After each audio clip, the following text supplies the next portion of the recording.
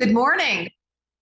It is my great pleasure to open the second half of the Governor's Summit on Equitable Collaboration and to welcome all of you to this participatory event. I want to extend our thanks and gratitude to the Governor and his administration for enabling this summit to happen, and particularly to Secretary Bettina Ring for her leadership in helping to conceptualize and actualize this summit. My name is Tanya Dankla-Cobb, and I'll be your guide today, just as I was last week. I want to begin our time together by once again acknowledging and honoring the people who were traditional custodians of the land that now comprise the Commonwealth of Virginia. We acknowledge the painful history of genocide and forced occupation of their territory. And we honor and respect the many diverse indigenous peoples who connected to this land on which we now gather, which include 4 tribes that are state recognized: the Cherenhaka-Nottoway, Mattaponi, Nottoway, and Patawomack.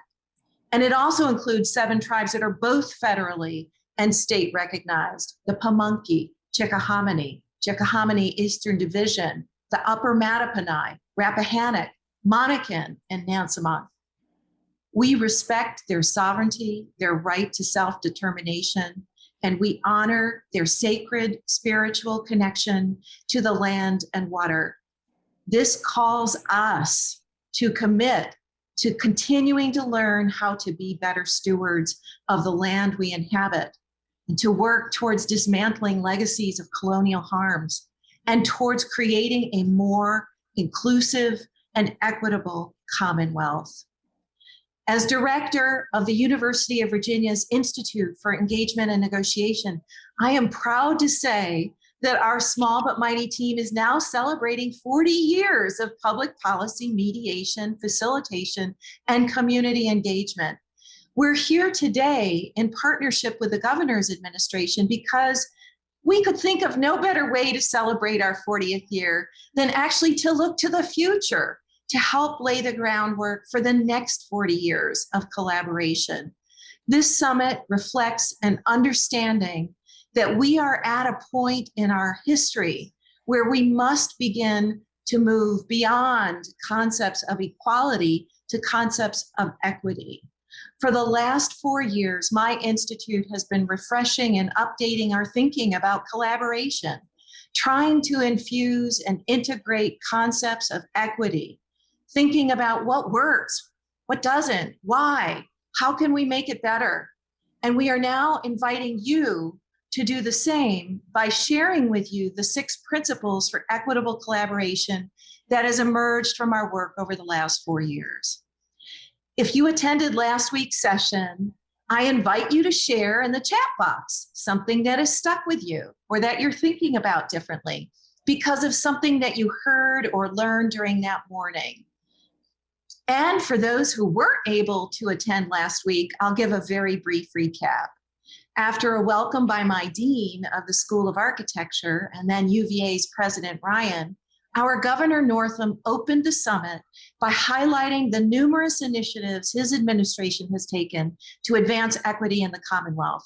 And among those many initiatives he mentioned was the appointment of a cabinet-level position devoted to advancing diversity, equity, and inclusion, a position held by Dr. Janice Underwood, making Virginia the first state to have a cabinet-level DEI officer.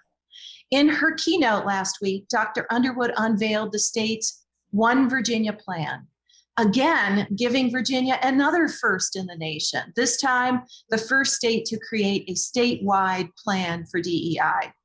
Dr. Underwood discussed the importance and meaning of inclusive excellence and how the One Virginia plan will both guide and support strategic, metric-driven, and sustainable inclusive excellence across all sectors, from government, nonprofits, and businesses to K-12 and higher education.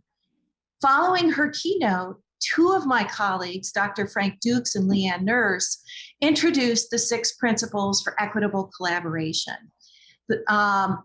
And this is the new framework that our institute has been developing and testing since 2016 in consultation with a diverse array of other practitioners and experts. These 6 elements for equitable collaboration can be applied to both simple and complex processes. They can be used for designing and running a basic community meeting or a community dialogue to a long-term collaborative change process. Any process you are proposing to run internally, externally, with stakeholders, with communities, can benefit from using these principles because they will lead to more impactful, effective, and sustainable outcomes. In brief, the 6 principles for equitable collaboration are that your collaboration process should be, and if you can post the slide, thank you. We need to consider that the process is trauma-informed, responsive, inclusive, truth-seeking, deliberative, and adaptive.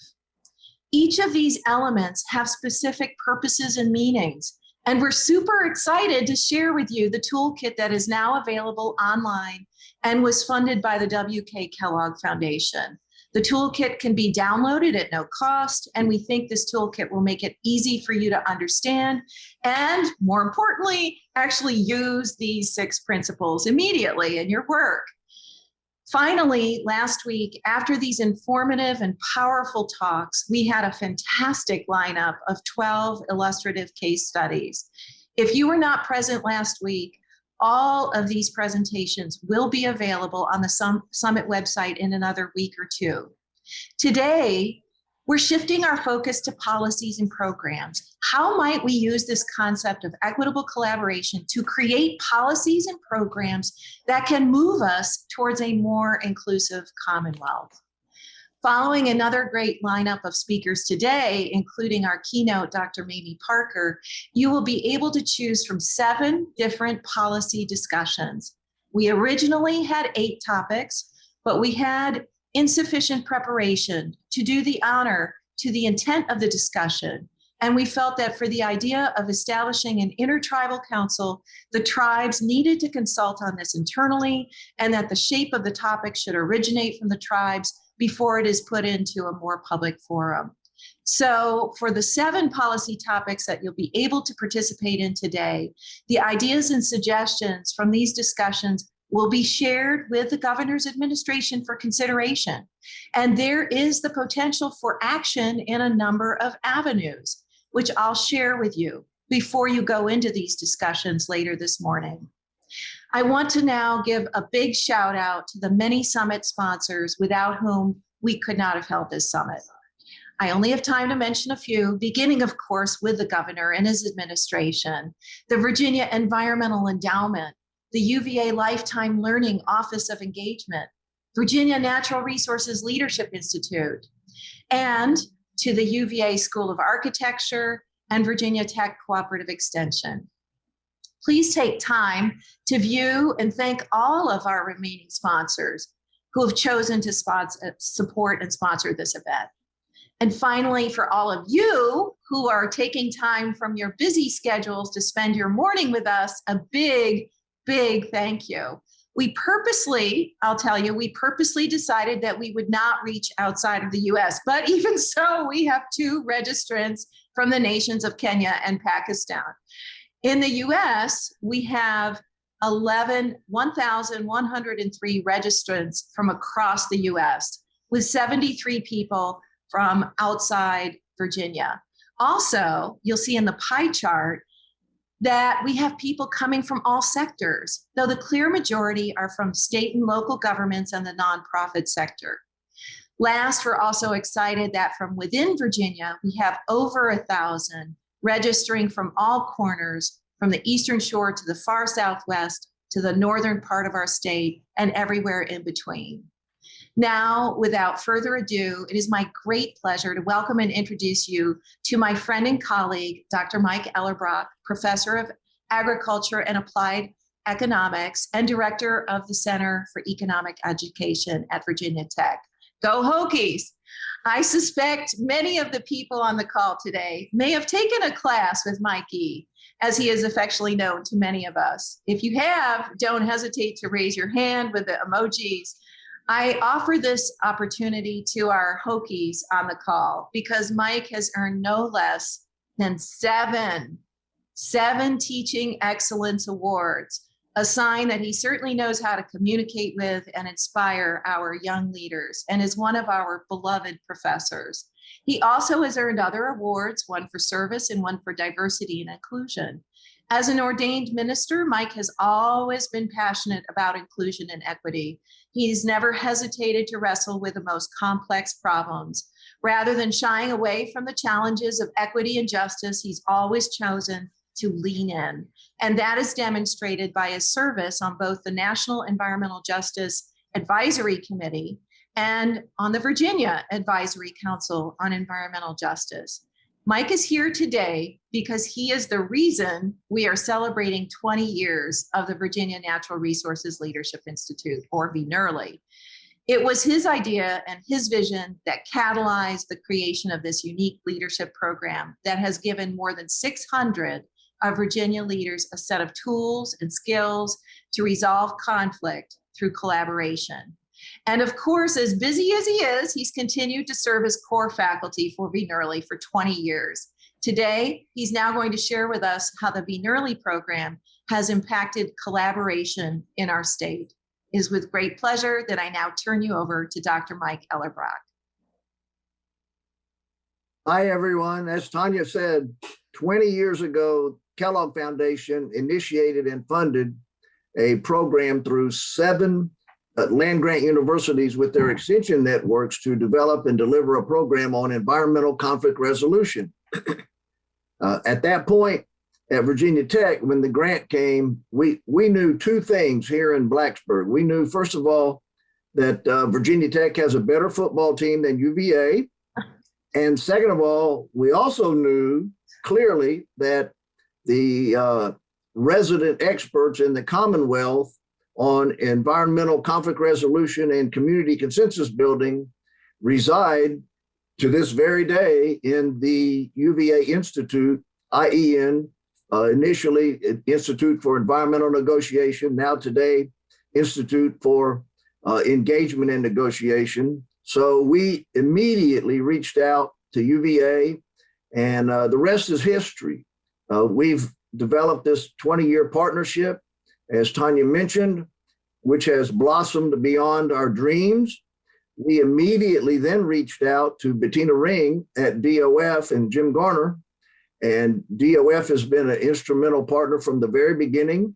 And then DEQ joined the partnership, DCR, DGIF, VDAX, VDOT, Department of Health, DMME, Department of Historic Resources, and the Secretary's offices for Ag and Forestry and Natural Resources, plus Chesapeake Bay Foundation, the Virginia Environmental Endowment, as Tanya mentioned, and Dominion Power, plus some other partners and contributors. It's been a truly holistic partnership for 20 years.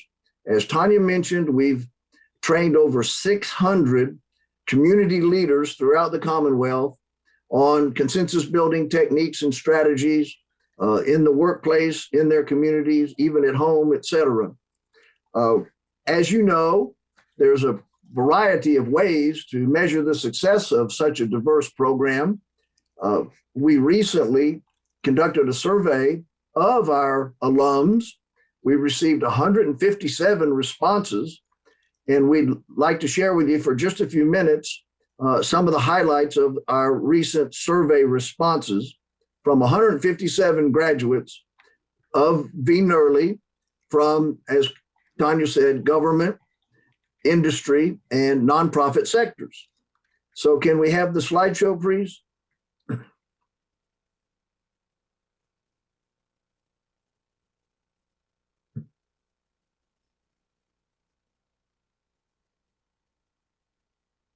There we go. 157 respondents. Next page, please. 83% of our respondents reported that post VNERLI training, they have engaged in more and facilitating more meetings and leading more collaborations. In fact, one of the respondents reported that since my V-NERLY experience, this person's confidence in listening skills, collaborative engagement, and facilitation of meetings has inspired this person to take more of a leadership role in their agency and in their professional field. 83% responded very positively. Next slide. Here's some other highlights from our V-NERLY alums. 83% responded that the post V-NERLY training, they now approach projects differently, thinking outside the box about how to facilitate deliberative exercises. 89% responded that they feel more confident and better equipped to approach difficult collaborations rather than shying away, to jump in feet first, lean in, as Tanya said, and tackle problems head on in a diverse and holistic way. 89%. 88% of our respondents reported improved ability to better manage conflict and build consensus, to better manage conflict. Now, does our world need that today? Amen. 88% responded that they could now better manage conflict. 91% of our respondents reported more confident as a facilitator and in their ability to lead discussions in all avenues of life, particularly in the workplace. 91%. So we're doing something right with V-NERLY, y'all. There's a reason that we're still going strong after 20 years. And Tanya gave a lot of credit to me, but that's just not the case. The truth of the matter is, and y'all know it, if you've been through the program, you know clearly, the Institute at UVA is the essence and the heartbeat and the intellectual genius, and I use that word sincerely, the intellectual genius behind a lot of these improvements in Virginia decision-making, adding to the Virginia way in a holistic and diverse manner. One of the respondents wrote, as a young public servant, I learned valuable skills in V-NERLY that supported me in facilitating difficult neighborhood conversations. I gained significant skills in negotiating conflict, and I have a much, all caps, much better understanding of the complexities within various environmental issues across the Commonwealth. To sum it up, we've done well with V-NERLY, but we're going to do even better in coming decades. We're going to broaden our perspective and our training to, as Tanya said, to look at addressing equitable collaboration, not just collaboration, but equitable collaboration, which is a more holistic and value-based framework for trying to close the gap on disparities throughout our society in decision-making processes. That's where we're going. Thanks to all of you. It's my honor, true honor, to introduce Bettina Ring, who's going to introduce our keynote speaker. All of you know Bettina Ring. It goes without saying that no one manifests equitable collaboration than Bettina Ring. Always has, she always will. She's our role model. She's been instrumental in this process from day one. Welcome, Bettina Ring, Secretary of Ag and Forest. Thank you. Thank you. Thank you so much, Mike, for that very kind and generous introduction. Wow, I mean, what a great morning, a great kickoff with what you shared, the tremendous impact that we're having through V-NERLY and through the great work that's being done at Virginia Tech and at the University of Virginia. And I appreciate working hand in hand, both with IEN and with you, Mike. It's just been a true pleasure, and we're so excited to be part of this Governor's Summit and look forward to continuing to engage with you all today. It is my distinct honor this morning to be able to introduce to you all our keynote speaker. And we just want to thank all of you for joining us today. I think, as mentioned, Tanya set the stage and Mike built on that. And now we're going to take it to the next level with our keynote address.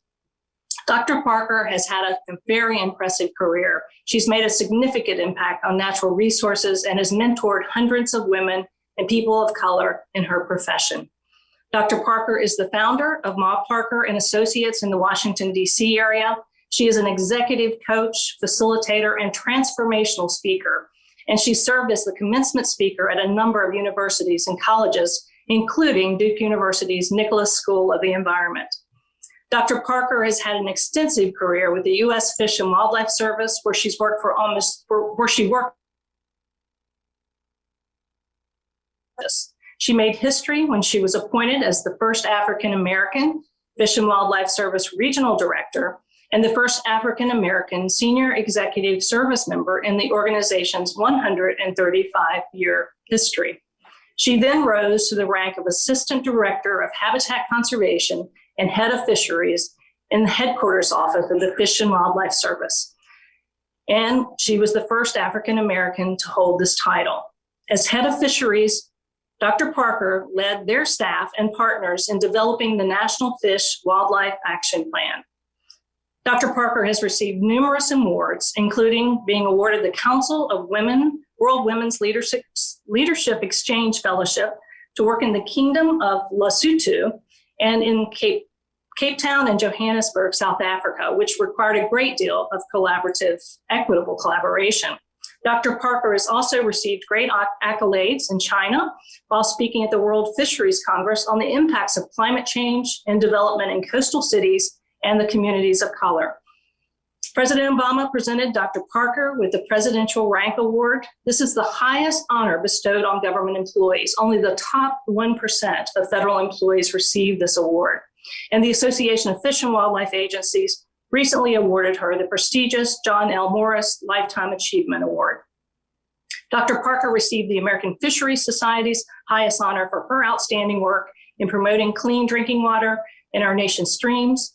And she is the co-author of the Society's most recently released book entitled The Future of Fisheries, Perspectives for Emerging Professionals.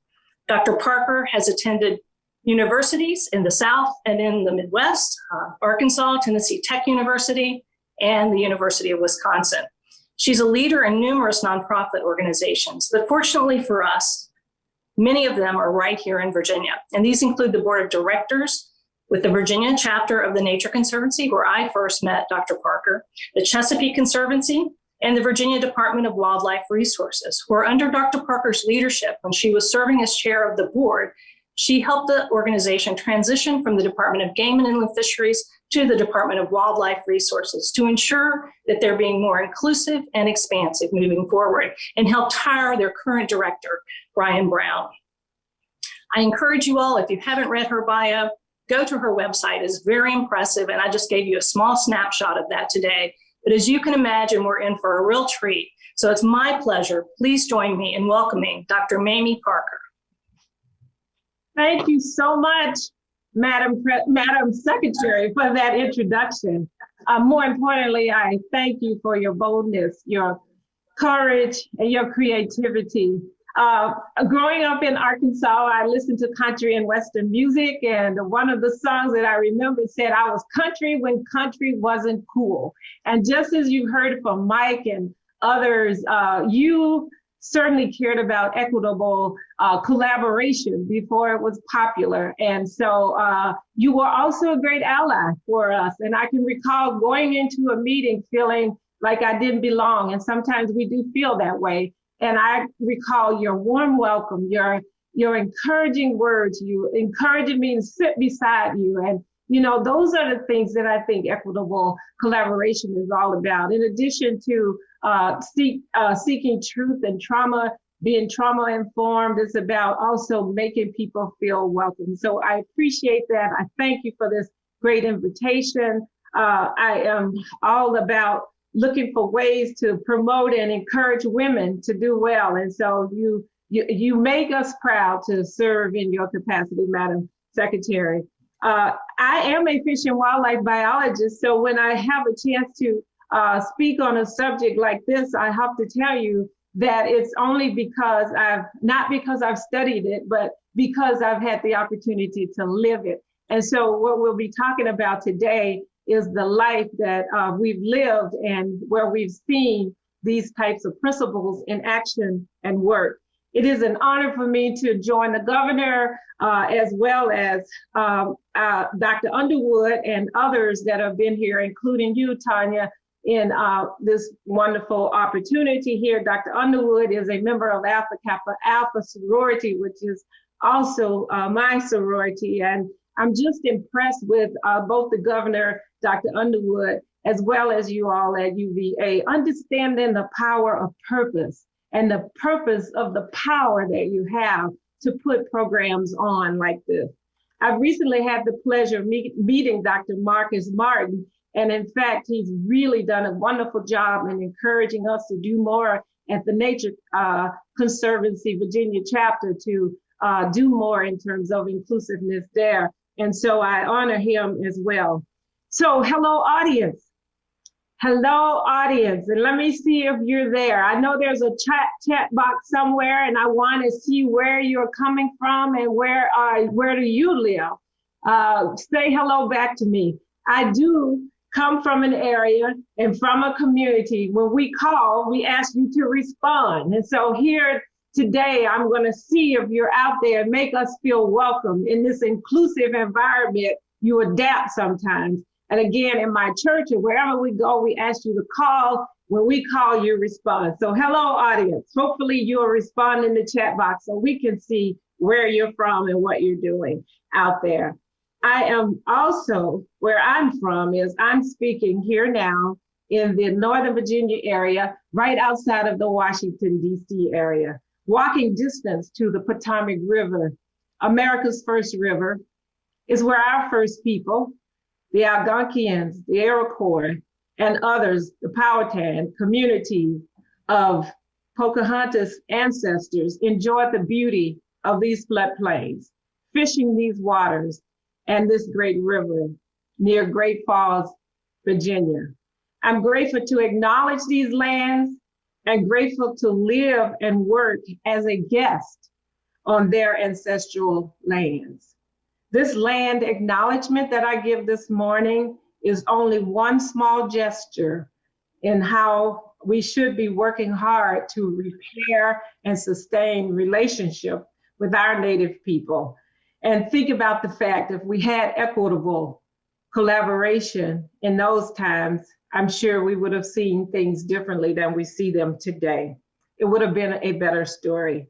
Speaking of our ancestors, I'm also very fortunate to be back and live in the Commonwealth of Virginia. My grandmother's grandmother, Ann Rollins, was born here in the Commonwealth in 1830s, and she was a slave, but she lived for over 70 years, 30 some years as a free woman and 30 some years as a slave. And one of the things that has been said is that our ancestors, they give us their roots and their wings.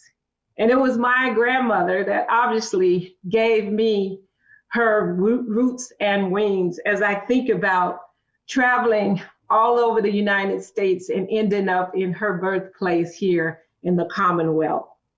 A world that she lived in where she had to learn to be resilient, where she had to learn to be strong, and where she had to learn in a world that was not inclusive, not responsive, and not adapted to people like her. But she again traveled and lived a long time, eventually moved to Arkansas. As I think about where we are in this world today, and I'll ask for the slides to come up right now as we talk about what I want to speak to today, going and growing in a world of clouds. And when I think about that, the next slide will show you some of the things that you are certainly aware of because you're living them too. As we think about COVID-19, the pandemic itself, we're sheltering in place. We're thinking about myself personally, having recently lost a niece at the age of 51 from COVID, the death of the lost one. We're in isolation as we're here. This is a new chapter in America. It's cloudy. It's not always clear.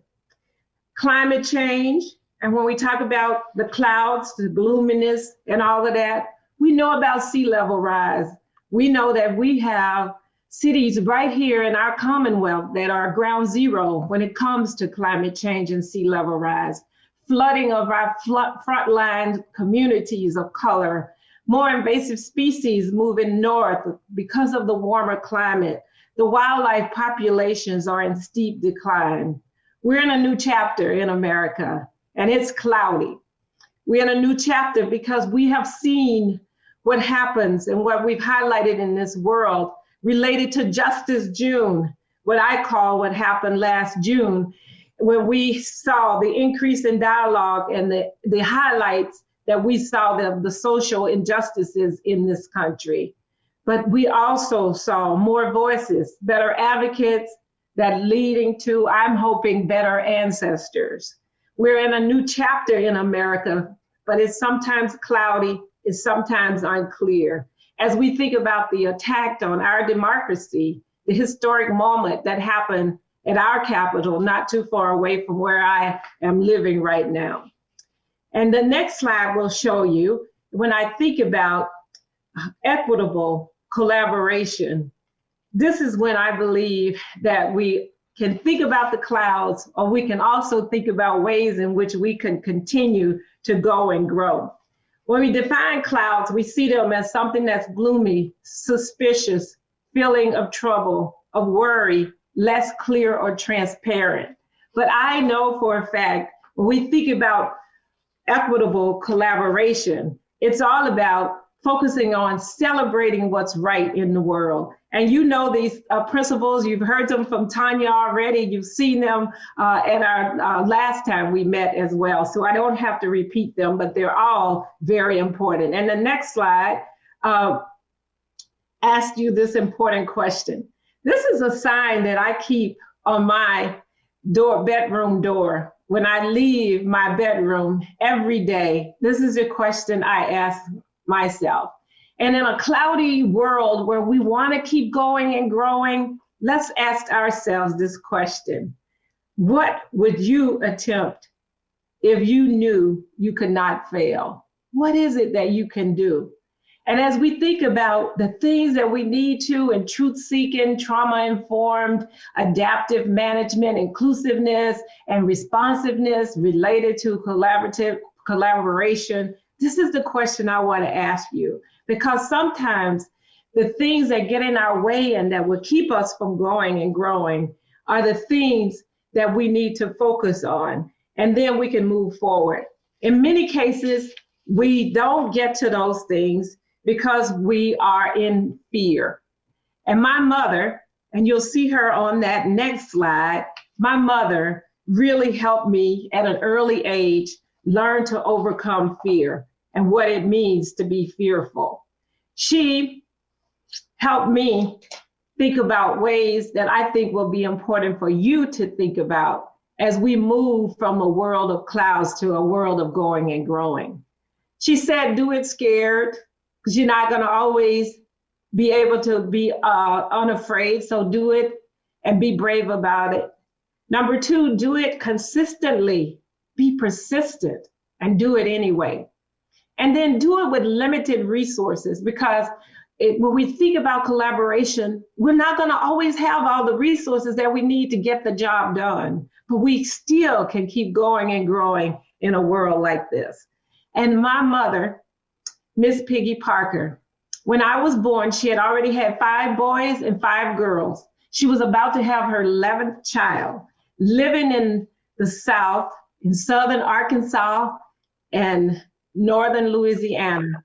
And she was certain that this life was going to be hard for this child, simply because I was born from a relationship that she'd had with a married man, my birth father, that had a family on the other side of the track. My mother was a sharecropper at the time, and she fell in love with him. And so she said, I'm going to do something special for this child. I want to make sure, because I know she's going to be teased because she lives in a world where people judge us quite often. And there's not always a world where people are inclusive and responsive to children like her.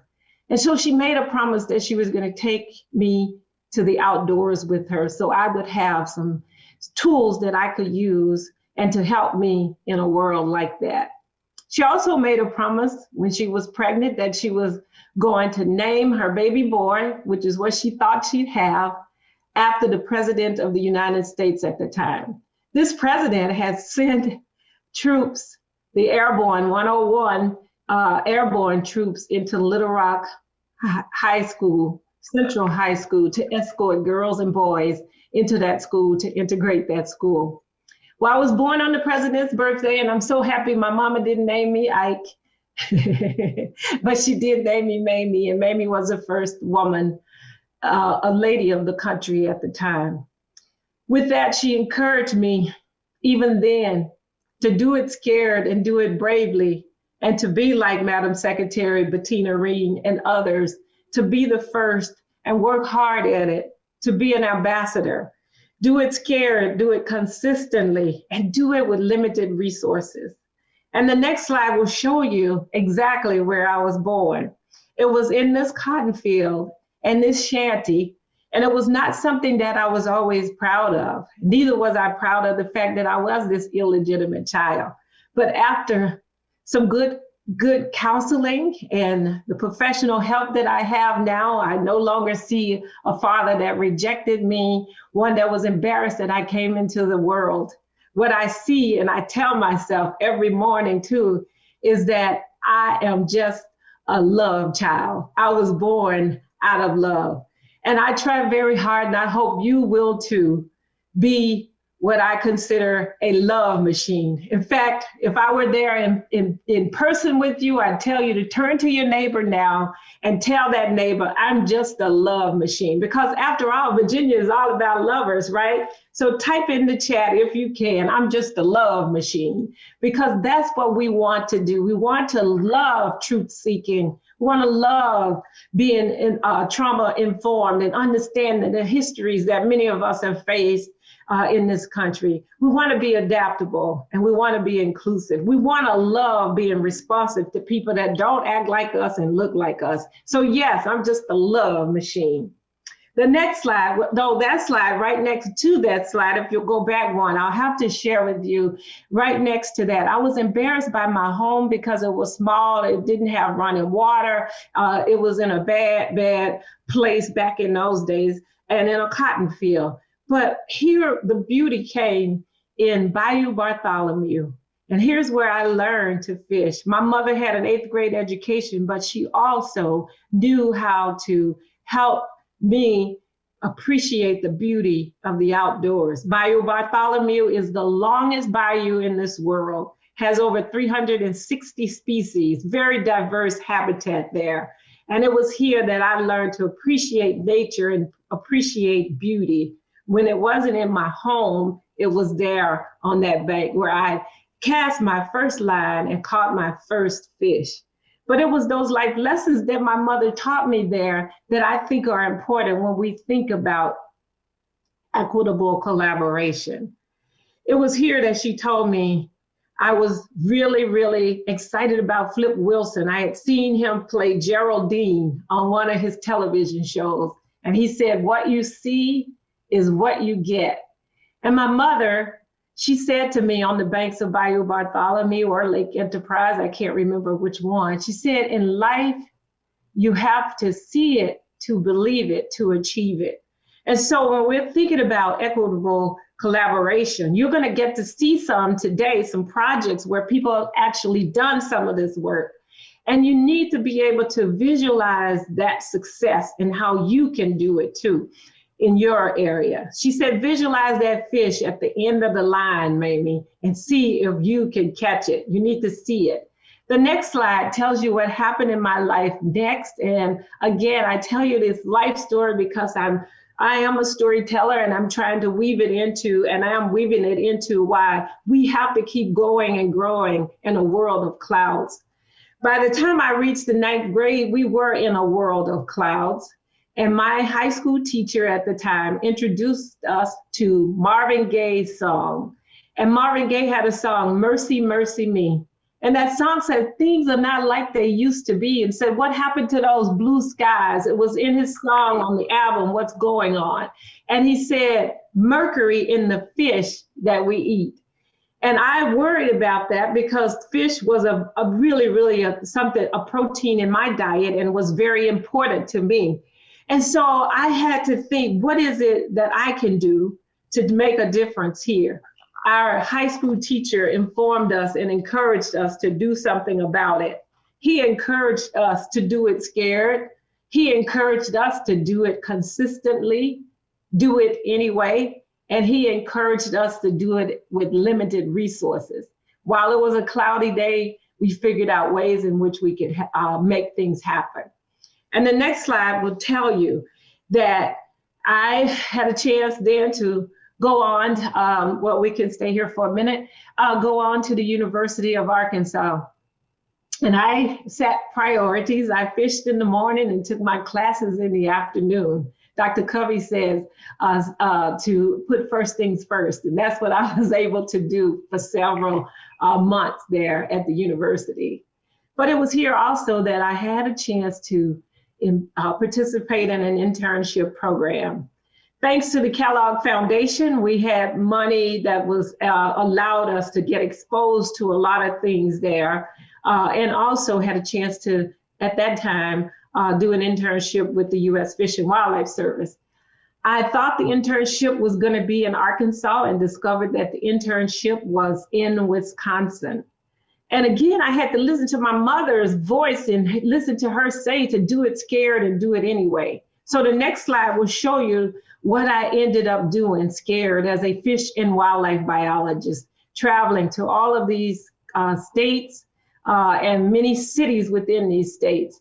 The next slide will share that I'll share with you tells you that most of my life was spent these formative years in all of these different parts of the world in the Great Lakes.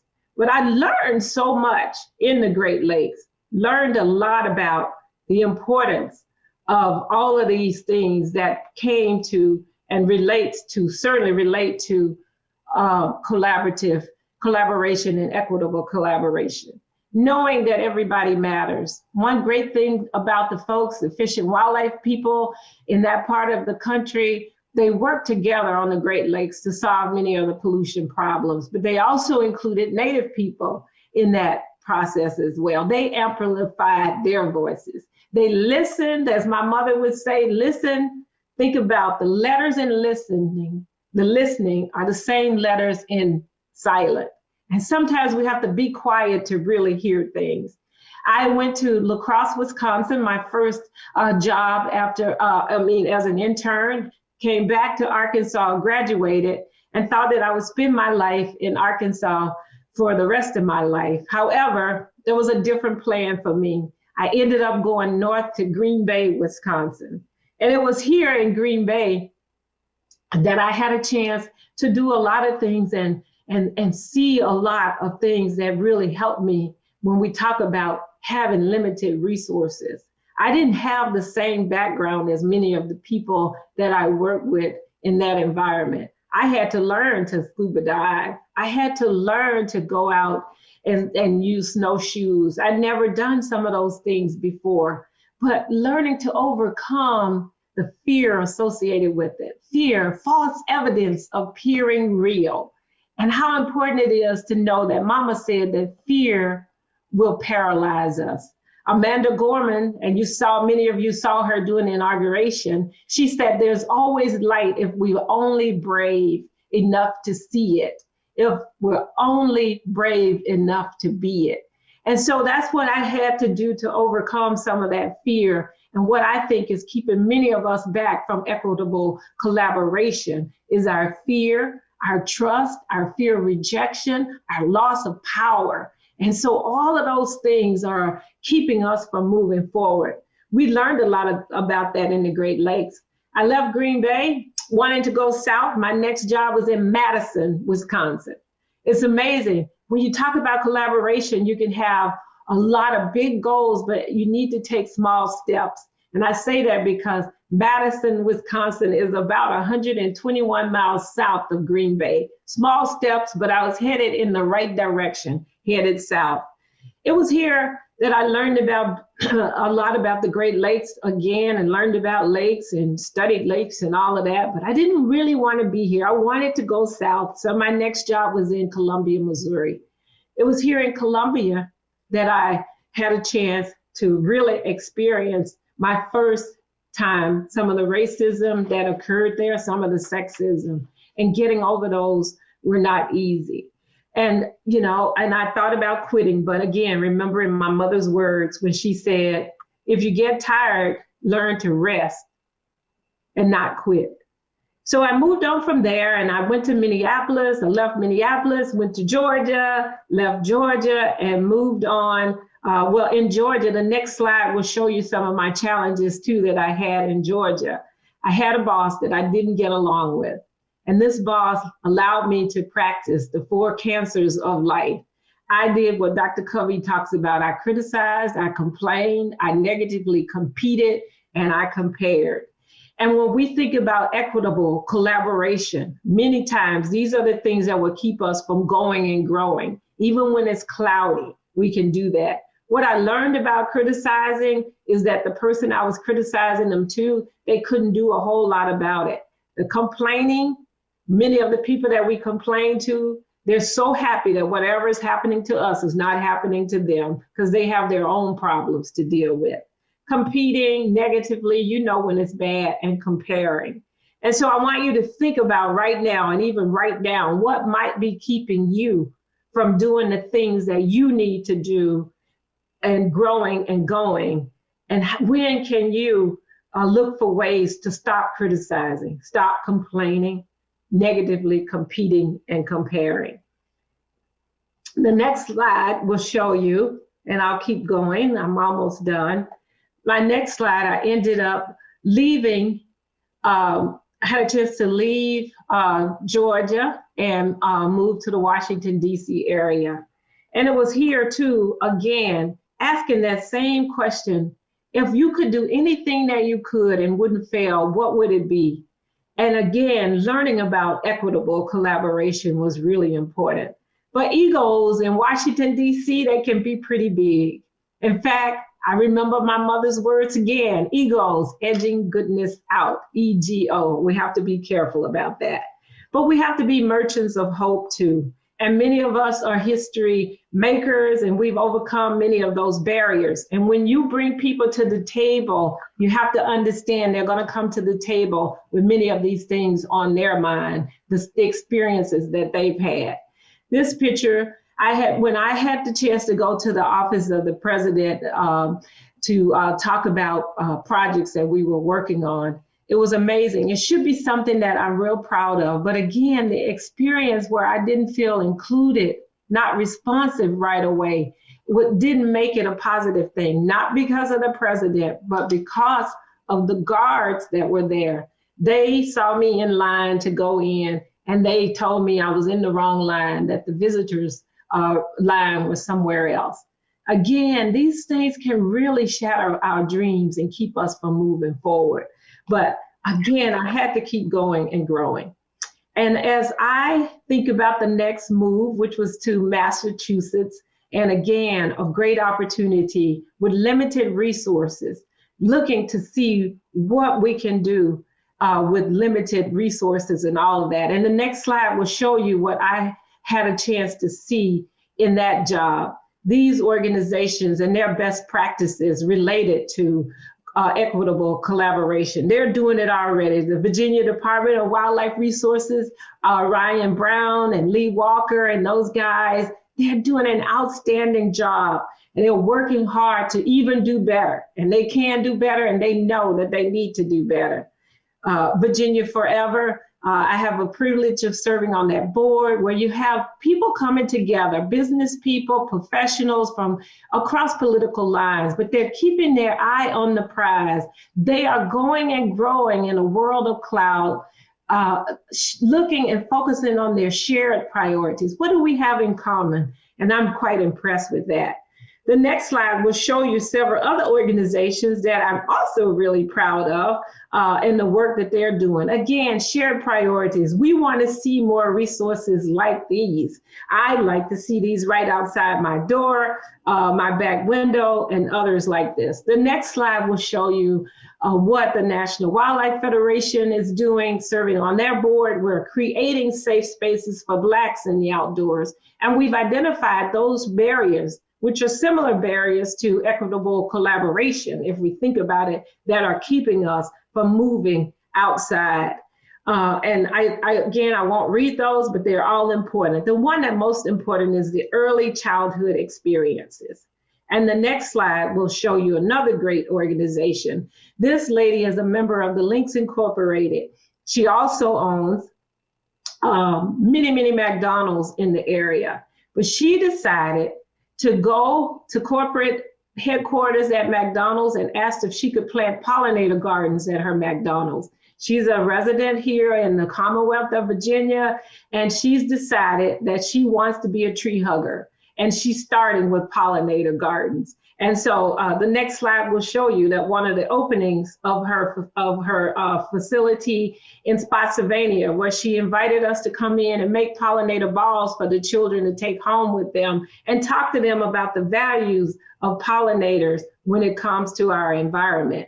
And the next slide shows you another group. Again, look at some of the people you can bring to the table when you're thinking about natural resources. This is a group of women, a group of sorority women in Loudoun County that wanted to do something for a homeless shelter.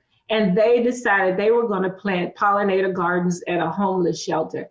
And the testimonials that we've gotten there have just been fabulous as people talk about coming into the building and seeing those coneflowers and other flowers that are there. Again, determining ways that we can bring others to the table. Shirley Chisholm ran for president and she talked about it. And the next slide is one that I think she probably used often too. Again, the same slide that I have that says, what would you attempt if you knew you could not fail? She knew that she didn't have a seat at the table, and a lot of times we don't have a seat at the table. Shirley Chisholm said, if you don't have a seat at the table, bring your folding chair.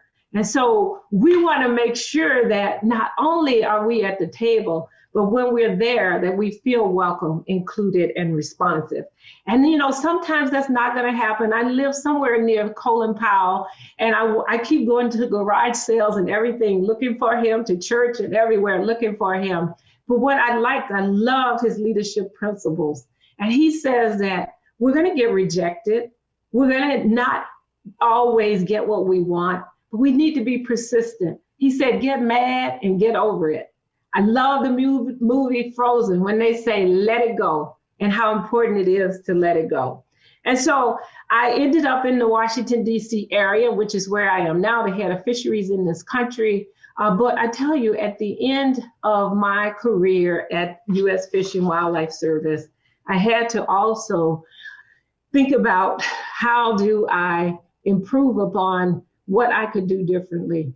And so I tell this story about letting go. And that's where I'll end this conversation with you. I had been married for almost 20 some years at the time. And my husband had called me on the phone and he said, I was on my way home and he said, we need to talk. He wanted to talk. And I thought, because I wasn't sure, but I thought it was about something we needed to fix at the house or whatever. He wanted to talk because he said, Mamie, you're married to your job. And you know, I want a divorce so you can continue your job. And I thought, this is going to be very hard. And I knew it was going to be hard. And I knew that he was right about that. And so this is when you fight for what you love. Equitable collaboration, fight for it. If you did something we love, you got to make sure it happens. I fought for our marriage. He was gone for 3 months. He came back. We had 2 wonderful years together. The next time he was about to leave, he was leaving because he said, I thought he was leaving because he didn't feel like I was doing what I should be doing. So I was like Gloria Gaynor. I said, go out the door. Don't turn around now because you're not welcome anymore. This time he was leaving because he was dying. At the age of 50, he had cancer, stomach cancer, and was about to pass away.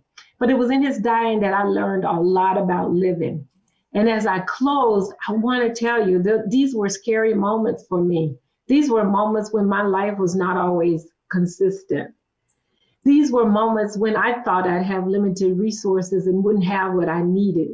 But he reminded me again of the words of my mother. And those words were from a song that she allowed me to sing and encouraged me to sing. And they were, roll, roll, roll your boat gently down the stream. Merrily, merrily, merrily, merrily, life is but a dream. This is what we should do when we get tired. Roll, roll, roll your boat. And sometimes it's roll your boat, not somebody else's boat. And then it says gently. I learned as a woman leader that I didn't have to be a Rambo leader. Gently down the stream. And that means keep moving. Merrily, be happy, choose happiness. And then it says life is but a dream. I sing that song to encourage me. My husband did pass away over 12 years ago. And December 27th, I remarried a man that continues to encourage me to keep going and growing. And he tells me all of the time, your best days are yet to come. And that is simply because that's what he heard me talk about when I talked about my mother, who also passed away when I was very young, 2 weeks before I graduated. And it was her on her dying bed that we said this poem that later became a song. It was each day I live to be, a day to give the best of me. I'm only one, but not alone. Our finest day is yet unknown. Equitable collaboration, doing it scared, doing it consistently, doing it with limited resources will keep you going and growing. And thank you so much for this wonderful opportunity to speak to you all today. Thanks.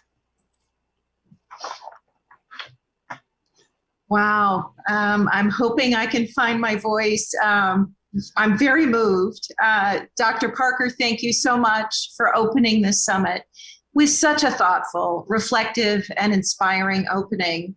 We are indeed in a new chapter in America that is cloudy. And thank you for giving us the question of what would we attempt if we knew we could not fail. Thank you for talking about the need for us to have the courage to face what is ahead of us amid these clouds, to keep going and growing together. You know, understanding all these things, the power of purpose you talked about, and visualizing the fish at the end of the line. Our hope for this summit is to make a difference, to have this event create a long ripple effect that will help us all keep going and growing together to keep and create an inclusive and equitable Virginia and America, as you were talking about. I'm really moved, as you could probably tell. Thank you so much for your story and inspiration. We are now going to take a short 5-minute break. And so I ask everyone to go back to the event agenda and select break to view the sponsor information, and you will automatically be moved from there into the next session. Your other alternative, if you don't want to see the sponsor information, is simply to choose the next session that is called Policy Examples Using an Equitable Collaboration Framework. And we'll see you in about 5 minutes. Thank you, Dr. Parker.